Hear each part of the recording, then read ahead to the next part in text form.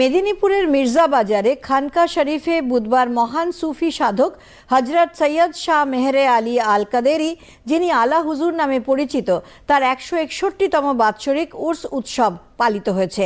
এই উপলক্ষে পবিত্র কোরআন গ্রন্থ থেকে পাঠ করা হয়। সেই সঙ্গেই আলা হুজুরের মাজারে চাদর চড়ানো হয়। এদিন সন্ধ্যায় বিশিষ্ট অতিথিদের নিয়ে একটি সর্বধর্ম সভার আয়োজন করা হয়। আজকে যার উর্সে পালন হচ্ছে ওনার নাম পাক হচ্ছে, ওনার নাম হচ্ছে হযরত সৈয়দ শাহ মেহরে আলী আল কাদরি। ইনি হচ্ছেন ফার্স্ট বয় বা ফার্স্ট চাইল্ড যিনি এই ভারতবর্ষে জন্মগ্রহণ করলেন, এবং এই খানকাটা তারই প্রতিষ্ঠিত খানকা।